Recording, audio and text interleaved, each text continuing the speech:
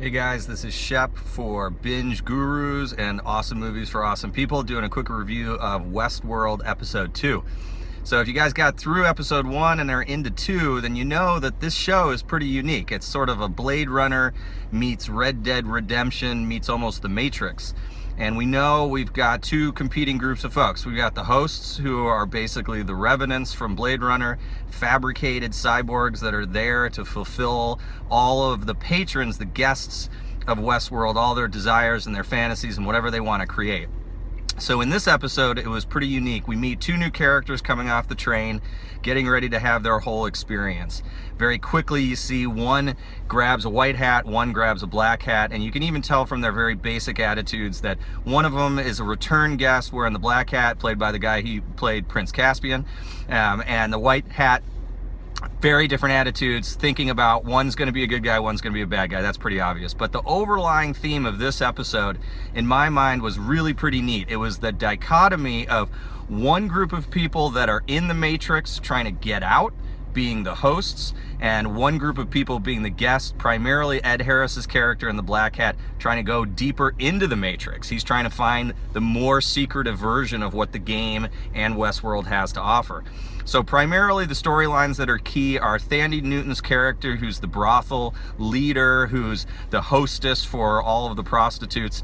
She has her glitches and her reveries, and she starts to turn back into almost a human, or for the first time into a human, where she is realizing that her world is not what she made it out to be, similar to Dorothy in the very first episode. And to the degree that she glitches, they are operating on her outside of Westworld in the tank area where they're doing all the prep and they're doing all the creating of the hosts. And she wakes up and she escapes. She flies out of there and she escapes, only to run into the holding pen where she sees James Marsden's character, who is dead, who's being cleaned up, getting ready to be turned back on and sent back into Westworld. So Thandie Newton, trapped inside the Matrix, she gets out and can't believe what she's seen. Meanwhile, in a parallel storyline, Ed Harris's character is trying to get deeper and deeper in, and he finds a few characters that he knows has a little too much information.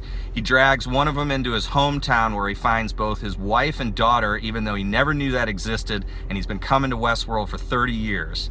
He has a little bit of a gun showdown. He ends up killing this one particular guy's wife, and his daughter is the one that looks at him in a very poignant way. I'm going to read exactly what she says. She says, "The maze isn't meant for you. Follow the blood arroyo to the place where the snake lays its eggs." And his last fleeting comment to them is that he doesn't want to return to Westworld. He never wants to leave.